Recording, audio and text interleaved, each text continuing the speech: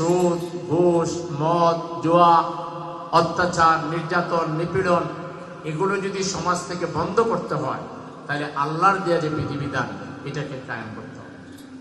এই জন্য আল্লাহ তাআলা নবী পৃথিবীতে পাঠিয়েছেন এবং নবীর দায়িত্ব হিসেবে এটা বলেছেন, হুয়াল্লাযী আরসালা রাসূলাহু বিল হুদা ওয়া দীনিল হক লিইয়ুযহিরাহু আলা দ্বীনি কুল্লিহি ওয়ালাউ কারিহাল মুশরিকুন ওয়ালাউ কারিহাল কাফিরুন ওয়া কাফা বিল্লাহি শাহীদা। তিনি সেই সত্তা যিনি তার রাসূলকে হেদায়েত এবং সত্য দ্বীন সহকারে পাঠিয়েছেন, যাতে সকল মানুষের তৈরি করা আইনের উপরে আল্লাহর দেয়া আইনকে বিজয়ী করতে পারে। এই জন্য রাসূল তাকে বিভিন্ন তকমা দেওয়া হয়েছে, তাকে বলা হয়েছে জাদুকর, গণক, কবি, তাকে হত্যার পুরস্কার ঘোষণা করা হয়েছে, তাকে উটের নাড়ি মুড়ি দিয়ে খানায় কাবায় মেরে ফেলার চেষ্টা করা হয়েছে, তার বাড়িতে আক্রমণ করা হয়েছে, তিনি দেশ থেকে হিজরত করে চলে যেতে হয়েছে। এরকম কঠিন কষ্ট করেছেন আল্লাহর দ্বীনকে জমিনে বিজয়ী করার জন্য।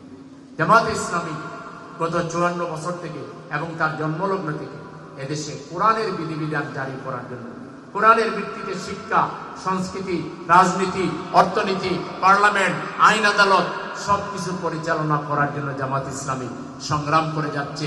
জামাত ইসলামীর সংগ্রামে জনগণ আকৃষ্ট হয়ে জামাতকে আলহামদুলিল্লাহ যথেষ্ট সাড়া দিচ্ছে।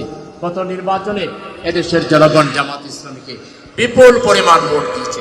রাত 8টা পর্যন্ত, 9টা পর্যন্ত, ইভেন রাত 2টা পর্যন্ত জামাত ভোট গণনায় আগে ছিল। এরপর কি মেকানিজম হলো যে জামাত ইসলামের সিট হারাতে থাকলো এবং অন্যরা আগে গেলেন? এই রহস্য, এই ধূম্রজাল, এই জাতিকে বোকা বানাবার যে রাজনীতি, এইটাই বাংলাদেশ থেকে আমাদেরকে বন্ধ করতেই হবে। তাইলে জনগণের ম্যান্ডেটের মর্যাদা কখনো প্রতিষ্ঠিত হবে না।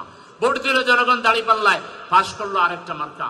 এই যে দুঃখার রাজনীতি, এই যে নির্বাচন কমিশনের ল্যাংড়া আতর মাজুর নির্বাচন কমিশন, এদের উপরে আমরা বিশ্বাস করেছিলাম, এরা বিশ্বাসঘাতকতা করেছে।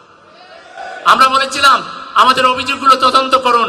তদন্ত করার আগে 24 ঘন্টার ভিতরে তারা গেজেট প্রকাশ করে দিয়ে দুর্নীতিকে তারা প্রাতিষ্ঠানিকরণ করেছে। এই নির্বাচন কমিশনের পরিণতি আগের হুদা রকিব কমিশনের পরিণতি হবে। এরা স্বচ্ছ নয়, এরা ট্রান্সপারেন্ট নয়, এরা জাতির সাথে বিশ্বাসঘাতকতা করেছে।